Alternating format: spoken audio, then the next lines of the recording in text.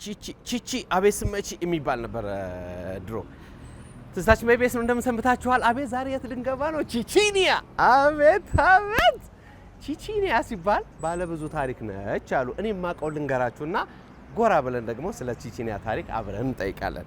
እኔ የማውቀው አንድ ቺቺኒያ ለምን ተባለ? እዚያ አካባቢ ኖር ነበር። በነገራችን ላይ ክቡር ዶክተር ሐዲስ ዓለማየሁ ቤት ጀርባ የድሮዋ ፕላዛ ጀርባ እኖር ነበር። ስለዚህ መውጫ ወደ ቦሌ ምናምን ሲሄድ እዚቹ ኩርብ ነበር ምለው ቺቺኒያ እኖርበት ነበር የተወሰነ ጊዜ። የሰማሁትን ታሪክ ላጋራችሁና ስለ ቺቺኒያ ከዛ በኋላ እንዳልኳችሁ ሰዎችን እንጠይቅና ነገሩን በደንብ እናጣራዋለን ማለት ነው። የሰማሁት ምንድነው ካዛንቺስ አካባቢ የነበሩ መጠጥ ቤቶች የሆነ ጊዜ ላይ ወደዚህ አካባቢ ሰፈሩ አሉ። የሰማሁትን ነው። ምን ያህል እውነት እንደሆነ እርግጠኛ አይደለሁም። እኒያ ምን ሆነ የዚያን ጊዜ ታዲያ የቺቺኒያ ጦርነት ነበረ ይባላል። ስለዚህ በቺቺኒያ ጦርነት ጊዜ እነዚህ ቤቶች በመከፈታቸው እነዚህ መጠጥ ቤቶች በመከፈታቸው ምክንያት ሰፈሩ ቺቺኒያ እንደተባለ ሰማሁ። እርግጥ የቺቺኒያ ጦርነት የረጅም ዘመን ታሪክ የለውም ማለት ምናልባት ስገምት 20 ዓመት እንደው በጣም በዛ ቢባል 25 ዓመት የኔ ግምት 20 ዓመት ይሆናል ብዬ አስባለሁ። የቺቺኒያ ጦርነት ሲባል እሰማ ስለነበር እና ቺቺኒያ ባለብዙ ታሪክ ባለብዙ ገድል ነች። በነገራችን ላይ ስለ ቺቺኒያ እኔ አፌና ሞልቼ መናገር የምችለው የፍቅር ሰፈር ነች። የመተባበር የመከባበርና በጣም ይሄ የደግነት ሰፈር ነች። ስለዚህ ቺቺኒያ እንግዲህ እንገባና ታሪኳ ምን ይመስላል? እኔ የሰማሁት በስማ በለው የሰማሁት ታሪኳ እውነት ነውን? ቺቺኒያስ ለምን ተባለች? ምንስ ታሪክ አላት የሚለውን እግረ መንገድ የምናየው ይሆናል ማለት ነው። ትዝታችን በኢቢኤስ ገባን ቺቺኒያ። ለሁሉም ጊዜውን ይጠብቅለታል። የላይኛው ያ ትልቁ ህንጻ የተሰራበት ያው ዘሪሁን ህንጻ የሚባል ነው። ኖህ ሪል ስቴት እንግዲህ የዘሪሁን ህንጻ ያቶ ዘሪሁን ልጆች እንደሆኑ ሰማለሁ። የኖህ ሪል ስቴት ባለቤቶች እና ዘሪሁን ህንጻ ፈርሶ የራሳቸው ህንጻ ማለት ነው የኖህ ሪል ስቴት ተገንብቶበታል። እንግዲህ ዘሪሁን ህንጻ የሚባል ሰፈር ነበር ማለት ነው። ሙሉ በሙሉ ዘሪሁን ህንጻ ወይም ደግሞ ዘሪሁን መታሰቢያ ይሉታል ብዬ አስባለሁ። ሲፈርስ አጋጣሚ እንዲሁ በትዝታችን ላይ አጋጣሚ ቀርጸ ነው ነበር። ለማንኛውም እዚህ አካባቢ ደግሞ ኤልሳ ምግብ ቤት የሚባል በጣም የታወቀ ምግብ ቤት ነበር እዚች አካባቢ። ይሄ መንገዱ ከመሰራቱ በፊት አካባቢውን በደንብ ስለማውቀው ነው የምነግራቸው። እርግጥ ይሄ ቺቺኒያ አይደለም። ይሄኛውን ግድግዳ የምናየው መስሪያ ቤት የውሃ ልማት ሚኒስቴር ነው። የአባይ ጉዳይ ያለበት ትልቁ ልባችን ማለት ነው። ቺቺኒያ ትንሽ ወረድ ይላል። አብረን እንወርዳለን እየተጫዋወትን። መልካም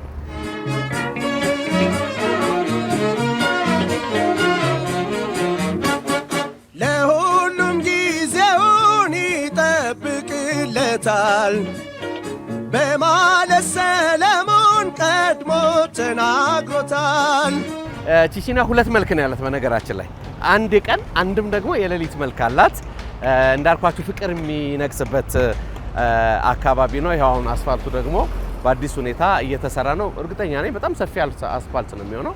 ለማንኛውም ዋና እንግዲህ ቺቺኒያ ተብሎ የሚታወቀው ስፍራ ይሄ ቦታ ነው። አሁን ቀን ላይ ያለው ምስል ይሄንን ነው የሚመስለው። በዝግ ነው ቀን ዝግ ነው አብዛኞቹ ቤቶች። ማታ ከነ ብርሃናቸው ሌላ ደማቅ ታሪክ ያላቸው ቤቶች ናቸው። ከዚህ ጀምሮ ላይኛው ህንጻው ድረስ ግንቡ ድረስ ማለት ነው። እና ማታ በጣም ሌላ መልክ ነው የሚኖረው።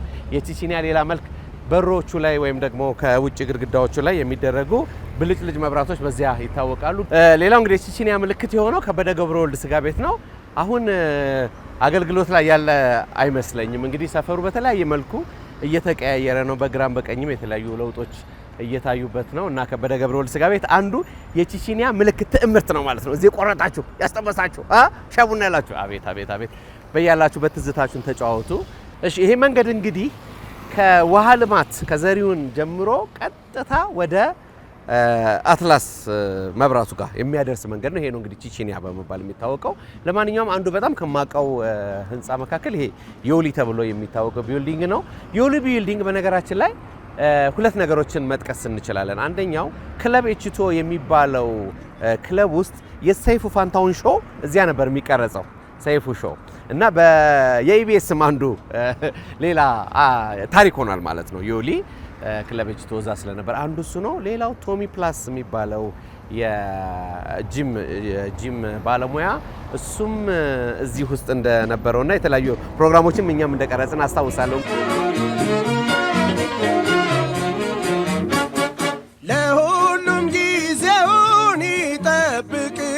ጠብቅለታል በማለት ሰለሞን ቀድሞ ተናግሮታል። ችን በኢቢኤስ ነው። ቺቺኒያ እንግዲህ ሌላ መልክም አላት።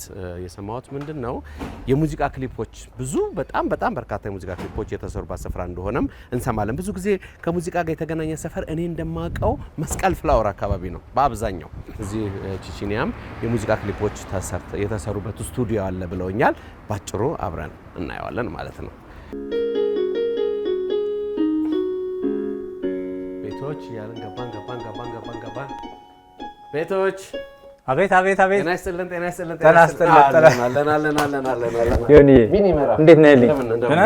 እንኳን ደህና መጣህ። እንኳን ደህና ቆየህ። ሀሳብ ትሰጣለህ፣ አስተያየት ትሰጣለህ። የትዝታችን አንዱ ቤተሰብ ነው፣ አንዱ ወዳጅ ነው። በቁም ነገር በጣም ትልቅ ፕሮግራም ነው። ሁሌም ስለምታበረታታን እንደውም በዚህ አጋጣሚ በጣም ነው የምናመሰግነው። በጣም አመሰግናለሁ። እኔም እንኳን ደህና መጣችሁ። እንኳን ደህና ቆየህ። በጣም ነው የምናመሰግነው። እንግዲህ የቺቺኒያን ሌላ መልኳን ስንፈልግ ጥበብ ሆና ስላገኘናት እዛ ላይ ደግሞ ያው ለረጅም ዓመት ስለምትሰራ ጎራልን ይሄ ነገር ያለ ይመስላል። ዋው በእውነት በጣም አይን ይስባል። ሁላችንም ልጅነታችን ላይ ይሄ ሽልጦ ይሄ ዳቦ አለ ደፍተራችን ውስጥ ይዘን ከዛ ደብተር ይላል እኮ አንዳንዴ ፊደሎችንም እኮ ትኩስ ከሆነ የገባው ጭፍልቅ ይላል። ፊደሎቹ ደግሞ ሰፈር ውስጥ የሆኑ እናት አሉ የሚጋግሩ ምናምን አታስታውስም? እንደዚህ የትኛውም ሰፈር ላይ ቤታችን ጀምሮ ብዙ ሰፈር ውስጥ የምናውቃቸው ነገር የአዲስ አበባ የህፃናት ምገባ እና እሱ በአዲስ አበባ ተጀምሯል ነበር። በአገር አቀፍ ሲጀመር የትምህርት ሚኒስቴር ከኢትዮጵያ ስኩል ኢኒሺዬቲቭ ጋር በመሆን ይሄን ስጦታ አበርክቶ ስለነበረ ስጦታ ሰጥተውን ነው።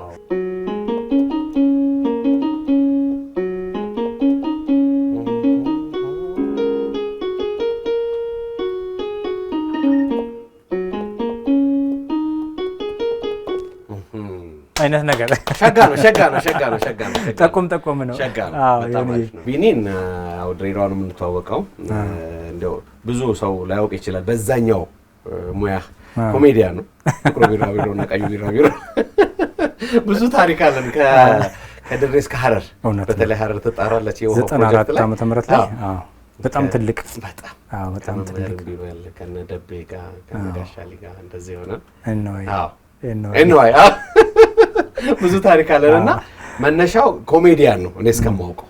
ከዛ በኋላ ነው ወደዚህ ጥበብ ውስጥ ደግሞ የገባው። ብዙ ሙዚቃ ክሊፖችን ሰራ። ትክክል ነው። ብዙ ሙዚቃ ክሊፖች ሰርቻለሁ። እንደው በጣም ያለማጋነን ከ170 በላይ የሚሆኑ ሙዚቃ ክሊፖች ሰርቻለሁ። ከድሮቹ አሁን ድሮ ማስተር እያለን የነጻነት መለሰ ፍርቱና አብዱኪያር ዞሮ አዳም የሀሊማ አብድረማን ካለህበት ጫካው ስትሮጥ እዮሃ አበባ አዲስ አመት ከሌሎች ባልደረቦች ጋር ሆኜ ማስተር እያለሁ ማለት ነው። ወደዚህ ከመጣው በኋላ ደግሞ የጸጋይ እሸቱ ንጋት፣ ጃኪ ጎሲ ሰላቤልኝ፣ የሚኪያስ ቸርነት በጣም ብዙ የነማሚላ ኪችኒ በጣም ብዙ ታምራት ደስታ በጣም በርካታ ወጣት ድምጻዮች አረጋኝ ወራሽ አዲስ አመት ከኢትዮጵያ ጋር ገናኝቶ የሰራው ስራ በቃ ከ170 በላይ የሙዚቃ ክሊፖች ተሰርተዋል። ቺቺኒያ ሌላ መልክ ነው። ጥበብ አላት ማለት ነው። ብዙ መጻፍ ይወልቅ ቀልቤን ገና ወይ አዲስ አበባ አውግቻው ተረፈ ነፍሱን ይማረውና አጋጣሚ ኢንተርቪው አድርጌዋለሁ። እሱ ነው በጣም እድለኛ ነኝ። በጣም ብዙ ያልተነገረለት ሰው እኮ ነው። በጣም አውግቻው የሚገርም ሰው ነው። የስነ ጽሁፍ ክምችቶችም አሉ። ያው መጽሐፍ ራስንም ለማሳደግ መጽሐፍ ማንበብ ሳታውቅ ነው የምትበስለው። የቃላት ሀብታም ትሆናለህ፣ ንግግርህ ያምራል፣ በሐሳብ ከፍ ትላለህ። እንደገና ደግሞ አንዳንድ ነገሮችን ስትፈልግ የምታገላብጥበት። ከዛ ውጭ መጽሐፍ የኔ አይደለም። በአብዛኛው ገለጥ አድርገህ ብታነብ መጽሐፉ ላይ ተፈርሞ ለልጆቼ ይላል። ልጆቼ እንዲያነቡት። እንዴ በዚህ አጋጣሚ ልጅህም መጽሐፍ ደራሲ ነች አይደል? የስንት ዓመቷ ነው? 10 ዓመቷ ላይ ልክ 10 ዓመት ልደቷ ላይ ነው እማ ዋሽተሽኛል የሚል መጽሐፍ አላት። ምርቃቷ ላይ ተገኝቼ ነበር። ህጻናት ፌስቲቫል ምንድን ነበር? ሚሊኒየም አዳራሽ እዛ ነው ያስመረቀችው። ማን ነበር ስሟ? በእምነት ትባላለች። በእምነታችን በእምነት በርችልን ቆመስ ለሁሉም ጊዜውን ይጠብቅለታል። መልካም። ምን ትዝታለህ ቺቺኒያ ላይ እና የሰማኸውስ? ቺቺኒያ ስያሜው እንደዚህ ምናልባት ስለ ስያሜው እንዲህ ዝም ብዬ ሰዎች እየጠያየኩ ነበርና በአጋጣሚ አንድ ልጅ ሌላ ሀገር ውስጥ ይኖር ነበርና እዛ የሚኖርበት ቦታ ላይ አገሩን የት እንደሆነ አላቅም የሚኖርበት አገር ላይ ቺቺኒያ የሚባል ባር ነበረ እና የሚገባበት የሚወጣበት የሚጠጣበትና ያን አይቶ መጥቶ ይሄ ሰፈርን በጣም ቀውጢ ስለሆነ በቃ ቺቺኒያ ባር ብሎ በሱ ምክንያት ቺቺኒያ ተባለ የሚሉ ሰዎች አሉ። ሁለተኛ ደግሞ ታስታውስ ከሆነ ታዋቂው አንጋፋው ጋዜጠኛ አለምነህ ዋሴ ያኔ ስለ ቺቺኒያ ስለ ጦርነቱ በሚዘግብበት ጊዜ እዛም ጦርነት ነው፣ ፈንጅ ነው፣ ፍንዳታ ነው፣ እዚህም የጠርሙስ ፍንከታ ምናምን አለ እንደሱ ግርግር የበዛበት ቺቺኒያ ምናምን ተብሎ ይባላል። እኔም ይሄኛውን ታሪክ ነው ማከለክ ነው። ግን አንዳንድ ታሪኮች ሲነገሩ በትክክለኛው የሚያውቀው ሰው ሲሆን ነው የሚያምረውና እንደዚህ ይወራል። አፈ ታሪክ ነው። እርግጠኛውን ግን አላውቅም። ሰፈር እንደሆነ ሰምቻለሁ። የፍልፍሉ ወንድም ደግሞ እየፈለግነው ነው እንግዲህ። በነገራችን ላይ ፍልፍሉ ከዚህ ዶክተር አዲስ አለማየሁ ጀርባ ነው ቤቱ። በረከት ነው የሚባለው ታውቃለህ። ጎረቤት ደግሞ የሀብታም ልጅ በረከት የሚባል አለ። እና እናቱ የዛኛውን በረከት ስትጠራ በረከት ስትል ፍልፍሉ ምን ይላል መሰለህ? ሲኦል ያለውን ነው ገነት ያለውን ይላል።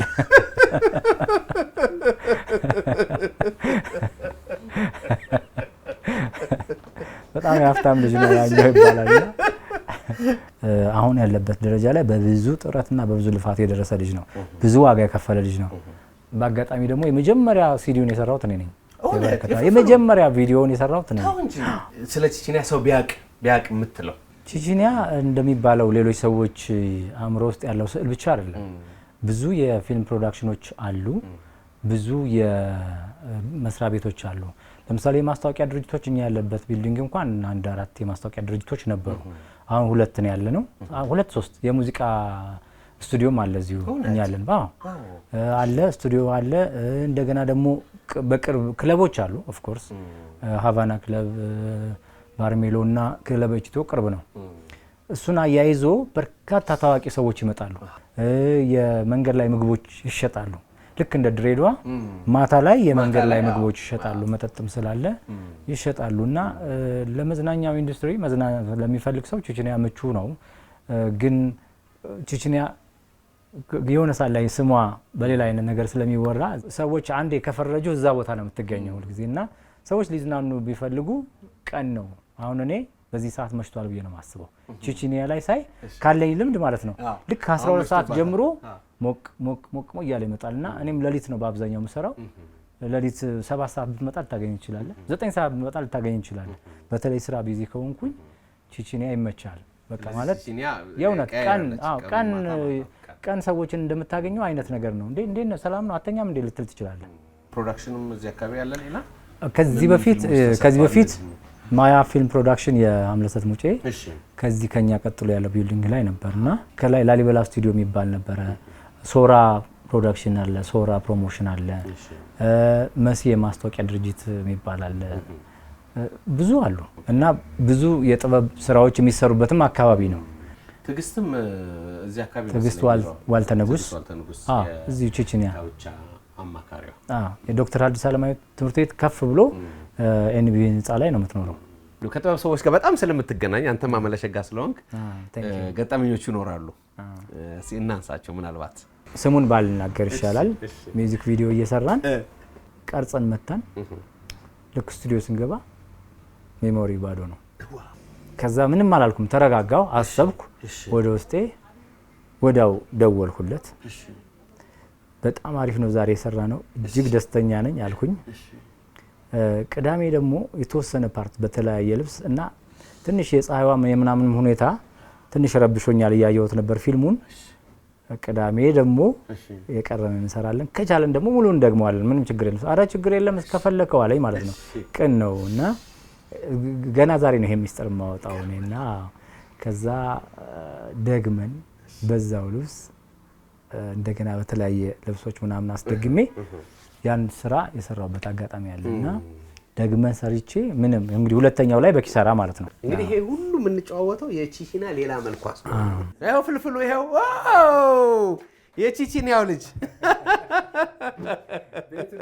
ፍልፍሉ ተገኝቷል። ለሁሉም ጊዜውን ይጠብቅለታል። ከምን በላይ ጋሽ ጳውሎስን ዛሬ ያነሳናቸው አባታችን እዚህ ያደረሱን አባታችን ጋሽ ጳውሎስ አዘዘ የድሬው የማስታወቂያ ቢሮ ኃላፊ ነበሩ። እንደሚገባቸው አላመሰገናቸው እና ቃላዊ ምስጋናችን ይድረሰው። ለሁሉም ጊዜውን ይጠብቅለታል። ይሄም ግራንድ ዳቦ ቤት ይባላል። አዎ ግራንድ ዳቦ ቤት ይባላል። ይሄም እኮ ማታ ይሰራል። ማታ ፒዛ። እዚህም ብዙ ታዋቂ ሰዎች ታገኛለህ። የኛ ምግብ ቤት ትባላለች። 11 ዓመት አካባቢ እንደው ካልተሳሳቱ 11 ዓመት በሯ ተዘግቶ አይታወቅም። 24 ሰዓት ክፍት ነች። እንዴት ናችሁ? ሰላም ነው? ወሰን የለም? ወሰን እንደምን ነሽ? 11 ዓመት አልተዘጋም በሯ። በቅቅላችሁ ነው የምትታወቁት በአብዛኛው አይደል? የበግ ጥብስ ፍሬሽ ነው። ምን የተለየ ነገር አለ ምግብ ቤታችሁ? ምንም ሙሉ ያበሻ ምግብ ዶሮን ጨምሮ ቋንጣ ፍርፍር ዶሮን ጨምሮ አለ። ብዙ ታዋቂ ሰዎች ይመጣሉ እዚህ ቤት። እናመሰግናለን። ሲያሁን የበረከትን ወንድም የፍልፍሉን ወንድም እንፈልገው ሱራፌል ሱራፌል እዚህ አካባቢ አይጠፋም። ምናልባት ስራ ካልበዛበት በስተቀር። እስቲ ሄሎ ሱራፌል። ወይ ደጋግሜ ደወልኩ ባለን ይቅርታ ተማሩ ስንባል እንትን መስሎ ነው ታንቲ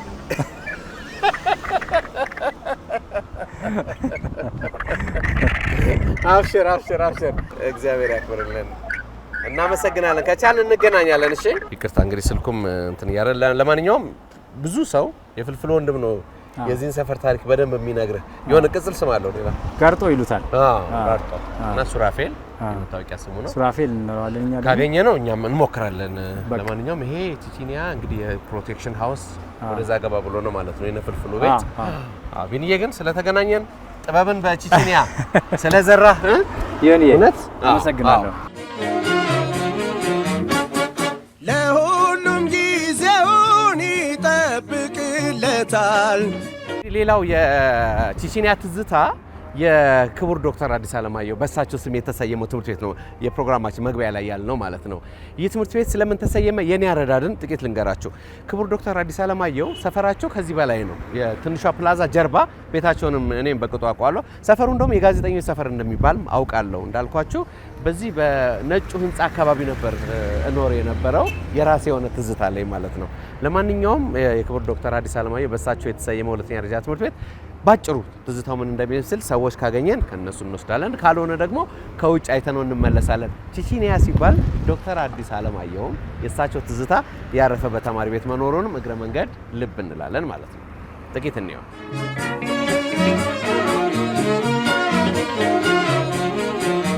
ዶክተር አዲስ አለማየሁ እንግዲህ በትልቁ የሚታወቁት በፍቅር እስከ መቃብር መጽሐፋቸውን እርግጥ ነው አንዱ ነው ፍቅር እስከ መቃብር። ሌላው ሐዲስ የሚል አለ።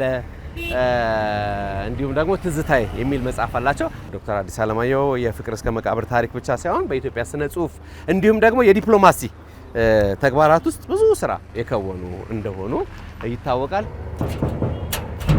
ጤና ይስጥልን። እንደምን አሉ? እንኳን ደህና ቆያችሁ። ሰላም ናችሁ? ማን ልበል? ታጁ መሐመድ። ዶክተር አዲስ አለማየሁ ሁለተኛ ደረጃ ትምህርት ቤት አዲስ መምህር ነኝ። በጣም ጥሩ። ሳንቀጣጠር ተገናኘን። በጣም ነው የምናመሰግነው። ይሄ የመጀመሪያዎቹ ሩሞች ናቸው ማለት ነው? ይሄ እነዚህ መጀመሪያ ሩሞች ናቸው። እሺ። አሁን የርዕሰ መምህራን ቢሮ ነው። ዋና ርዕሰ መምህር፣ ምክትል ርዕሰ መምህራን ቢሮ ነው። የእርስዎ እዚህ ነው? አዎ፣ የኔ እዚህ ነው። አንዳንድ ቀጭን ትእዛዞች አድርግ ነው። እዚህ ዲሞክራቲክ ነው ትምህርት ቤት። እንግዲህ ብዙም ቢሮክራሲ የለውም አይደለ? በመግባባት ነው። አሪፍ። በነገራችን ላይ የድሮ ትምህርት ቤቶች እኮ እንዲህ በጣውላ እኮ የሚሰሩ ናቸው። አብዛኛው አይደል? በጣውላ ነው። ይሄ አሁን እንትን የለውም፣ ጡብ ምናምን የለውም። ያው በእንጨት ነው የተሰራው። ሳይረን እቺ አውቶማቲክ ናት። ከላይ ያለው አውቶማቲክ ነች። በራሷ ነው የምትደውለው። እውነት? ሰዓት ይሞላና አንድ አላርም። አቤት አቤት! ይሄ የመጀመሪያ ነው። አላርም ነው የትምህርት ቤት ደወል በአላርም ኤአይ በላት። በቃ አንድ አጀስት ታደርጋለህ። ቺቺኒያ እንግዲህ ሰፈሩ ቺቺኒያ ይባላል በአብዛኛው፣ በዛ ይታወቃል። እና የሰሙት ነገር አለ ስለ ቺቺኒያ ለምን እንደተባለ? አዎ፣ እኔ ግን አሁን ይሄ እርግጠኛ አይደለም፣ ሰዎች የሚያወሩት ነገር ነው። ባለፈው ሰው ሲጠይቅ ለምን ተባለ ይሄ ስል እዚህ አካባቢ የሆነ ከቺቺኒያ የመጣ የሆነ ሰውዬ ነበረ። እዚች መንገድ ላይ አሁን እንኳን ለኮሊደሩ የተነቀለ ነው። እቺን ዛፍ እሳቸው ናቸው የተከሉት ነው ማለት የቆየ ነው። በዛ አካባቢ ስለሚጠራ ቺቺኒያ ተባለ ነው የሚሉት። ከቺቺኒያ እንግዲህ ያው ሰው ስለሆኑ ይሄን ኢንፎርሜሽኑ ነው እንትን ያለኝ እንጂ እርግጥ ይሄ ሰዎች እንትን ነው ሌላ እንትንም ሊኖረው ይችላል። ከጦርነቱ ጋር የቺቺኒያ ጦርነት ጊዜ ከዛም ጋር የሚያያዙ ሰዎችም አሉ። እሱ እንዳሉትም ከቺቺኒያ ሀገር የመጣ ሰው ይባላል። ለማንኛውም እነዚህ መላምቶች ናቸው እንግዲህ። ስለዚህ አሁን የእናንተ ትምህርት ቤት የት ነው ሰፈሩ ሲባል ምንድን ነው የምትሉት? ቺቺኒያ ነው አይደለ? ቺቺኒያ ሰፈር በጣም ሰፊ ሜዳ አለው።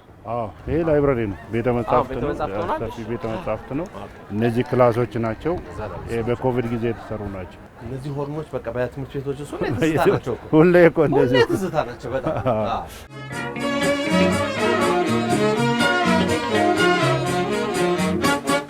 ለሁሉም ጊዜውን ይጠብቅለታል። ወደ ቢሮ ሄደን አንዳንድ ሰርፕራይዞችን ደግሞ እናሳያቸዋለን። አዎ በየጊዜው መጽሔት እናዘጋጃለን። ዜና መጽሔት አለን። ዜና መጽሔትን ስናዘጋጅ የእሳቸውን የዶክተር አዲስ አለማየሁ ታሪክ እናስገባለን። እዛ ይሄ ፎቶአቸውም አለ። ይሄ እንግዲህ ታሪካቸው ነው።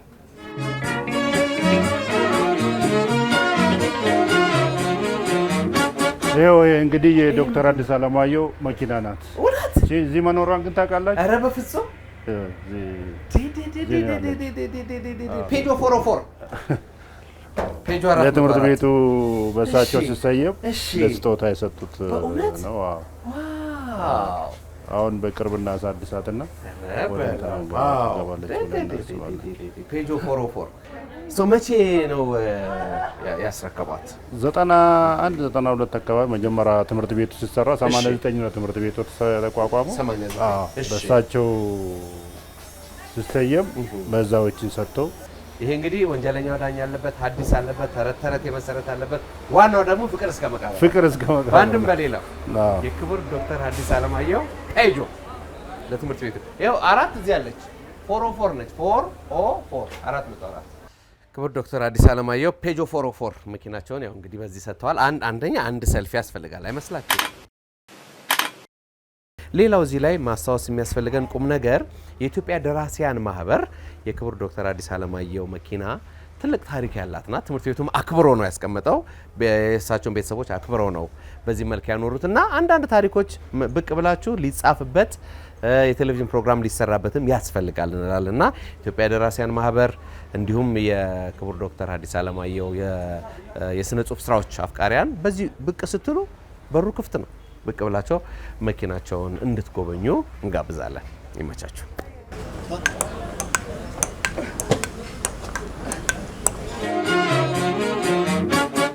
ለሁሉም ጊዜውን ይጠብቅለታል።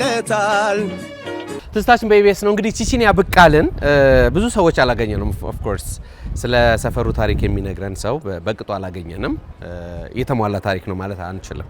ምክንያቱም ቺቺኒያ ለምን እንደተባለ የነበረው ታሪክ ምን እንደሚመስል በቅጡ ማወቅ ያስፈልጋል። ግን መላምቶችን እኔም የሰማሁትን ያገኘናቸው ሰዎችም የሰሙትን ነገር ስለ ቺቺኒያ ነግረውናል። አንድም ከቺቺኒያ ጦርነት ጋር እንደሚያያዝ አንዱ መረጃ፣ ሌላው ደግሞ እንግዲህ ቺቺኒያ ብሎ የሆነ ሌላ ሰው እንዳወጣላትም እግረ መንገድም ይነገራል። ለማንኛውም ትክክለኛ የቱ ነው የሚለው አሁን በዚህ ፕሮግራም መንገር አንችልም ማለት ነው። ምናልባት ሌላ ጊዜ አሁን ብዙ ለውጥ ላይ ስለሆነች ለውጡ እንትን ሳያረጋት አዲሱ ነገር ሳይመጣ የቀድሞዋ ቺቺኒያ ምን ትመስላለች የሚለውን እግረ መንገድ ለማየት ነው ዋና አላማው። እዚህ ሰፈር እንግዲህ እነ ፍልፍሉን ጨምሮ ሌሎች የጥበብ ሰዎችም እንደፈሩባት ሰምተናል። ክቡር ዶክተር አዲስ አለማየሁ ደግሞ በእርሳቸው ስም የተሰየመ ትልቅ ትምህርት ቤት ሃይስኩል እንዳለ እንዲሁም ደግሞ መኪናቸው የፔጆ 404 መኪናቸውም ለትምህርት ቤቱ በሙዚየምነት ወይም ደግሞ በቅርስነት ተሰጥታለች። ያም ሌላ ትልቅ የታሪክ መገለጫ ነው። ቺቺኒያ ከመጠጥ ወይም ከመዝናኛ ስፍራ ባለፈ የጥበብ ሰፈር መሆኗን አይተንበታል ማለት ነው። ወደ ላይ ስንወጣ እነ ኡራኤል አሉ እና ሌክስ የድሮ ትንሿ ፕላዛ አለች። እንዲሁም ደግሞ የጋዜጠኞች ሰፈር ተብሎ የሚታወቀው ማለት ነው የክቡር ዶክተር አዲስ አለማየሁ መኖሪያ ያለበት ማለት ነው። ከዚያ ደግሞ ወደ ታች ወደ አትላስ ይወስደናል። አሁን ወደ ፊት ለፊት ደግሞ ወደ 22 ይወስዳል። ከበስተበላይ ዘሪሁን ህንጻ ላይ። ለማንኛውም በእነዚህ ሁሉ ፍቅሮች ተከባ ያለች ነች ቺቺኒያ። እዚህ ብቅ ብለን ያገኘነውን ያህል ታሪክ ወደ እናንተ አቋድሰናል። የቺቺኒያ ልጆች ደግሞ ኮሜንት ላይ ሀሳብ ልትሰጡ ትችላላችሁ። ሰፈራችሁ ታሪኩ ምን እንደሆነ፣ ለምን ቺቺኒያ እንደተባለ፣ ቺቺኒያ ከመባሉ በፊት የነበረው ስምስ ማን እንደሆነ ኮሜንት ላይ አስፍሩልን ለማለት እንወዳለን። ትዝታችን በኢቢኤስ ከቺቺኒያ ይህን ይመስላል። ጤና ይስጥልን።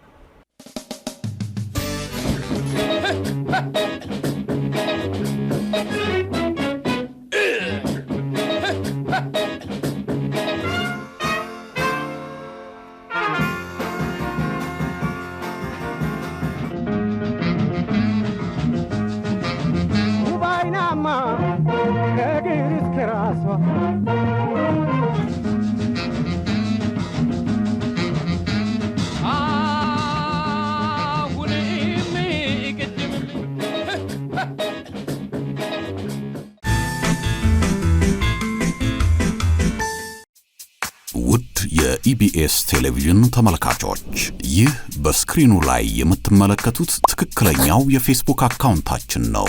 እንደተለመደው በፕሮግራሞቻችን ላይ ያላችሁን ገንቢ አስተያየት እየጻፋችሁልን ላይክ እና ሼር ማድረጋችሁን ለማስታወስ እንወዳለን። ኢቢኤስ ቴሌቪዥን የርሶ ቀዳሚ ምርጫ